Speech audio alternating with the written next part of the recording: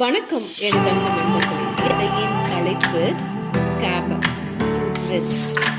கதையின் ஆசிரியை உதயஸ்ரீ. கதைக்குள்ள போகலாமா? தன் செல்போனில் நேரம் பார்த்தால் மைதிலி. மணி 9:45.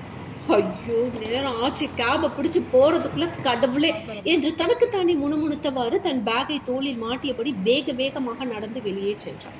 அதற்குள் கேப் வந்து நின்றது. அவசரமாக ஃபுட் ரெஸ்டில் கால் வைத்து ஏற எண்ணியவள் திடீரென்று கால் இடறி கீழே விழ பார்த்தால் தன்னை சுதாரித்து கொண்டு டோரை பிடித்து கொள்ள உள்ளே இருந்தவர்கள், ஏமா பார்த்து ஏறக்கூடாதா, விழுந்திருந்தா என்னத்துக்கு ஆகிறது என்று சொல்லியபடியே கை கொடுக்க அப்போதான் கவனித்தால் கால் வைத்து ஏறுவதற்கான ஃபுட் ரெஸ்ட் அதில் இல்லை என்று. வண்டியும் புறப்பட்டது. உள்ளே அமர்ந்திருந்த பெண்மணி, ஏமா ஏதாச்சும் அடிபட்டுதா என்று கேட்க, இல்லைங்க என்றான். அதற்குள் வண்டி ஓட்டுபவன், ஏமா பார்த்து ஏறக்கூடாது என்றான். அதை கேட்டதும் அவளுக்கு கோபம் எட்டி பார்த்தது. நான் பார்த்து ஏறது இருக்கட்டும், வண்டியில் கால் வச்சு ஏறுற ஃபுட் ரெஸ்ட் என்னாச்சு? உடஞ்சிருச்சு. ஏறுறவங்க எப்படிங்க பார்த்து ஏற முடியும்? ஏமா இதெல்லாம் சொல்லவா முடியும் என்றான். அதை கேட்டதும் கோபம் இன்னும் அவளுக்கு தலைக்கேறியது. ஏறுறவங்க எப்படிங்க ஏறுவாங்க? உடஞ்சி போச்சுன்னா கூலா சொல்கிறீங்க? ஸ்டேரிங் ரிப்பேருனா உடனே மாற்றுவீங்கள்ல, அது மாதிரி தாங்க இதுவும். நான் ஓகே, வயசானவங்க ஏறும்போது எப்படி ஏறுவாங்க? விழுந்து உயிர் போச்சுன்னா நீங்கள் திருப்பி கொடுப்பீங்களா என்று படபடவென்று பாப்கார்ன் புரிந்து தள்ளுவது போல தள்ளினார்.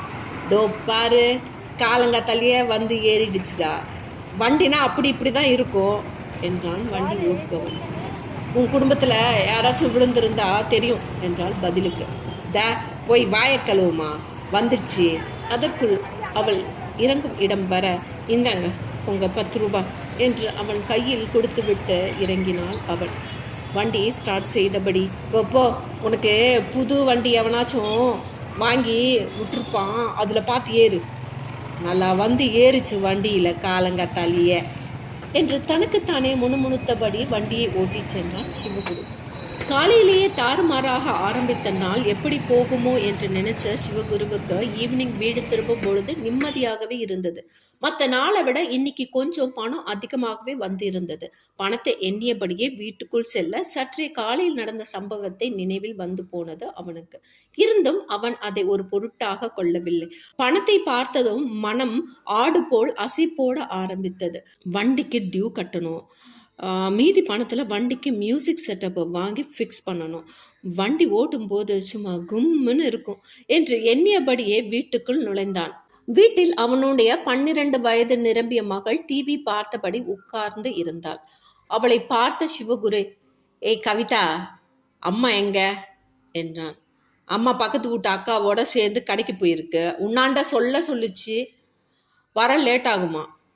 நான் தான் வந்து கூட்டி போகிறேன்னு சொன்னேன்ல, உன் ஆத்தலுக்கு எதுக்கு அம்முட்டு அவசரம் என்றான். ஐயா, அதை என்கிட்ட எதுக்கு சொல்கிற, உன் பொண்டாட்டிக்கிட்ட போய் சொல்லு என்றாள் கவிதா. என்னமோ போங்கடி என்று சொல்லியபடியே அவனும் சேரில் உட்கார்ந்து டிவியை பார்க்க ஆரம்பித்தான். அதற்குள் பக்கத்து வீட்டு மணி திபு திபு என்று ஓடி வந்து அவனை பார்த்ததும், அண்ணா அண்ணா என்றான். என்னடா என்றார். அம்மாவும் அக்காவும் வெளியே போனாங்க. தெரியும்டா, கவிதா சொல்லிட்டா.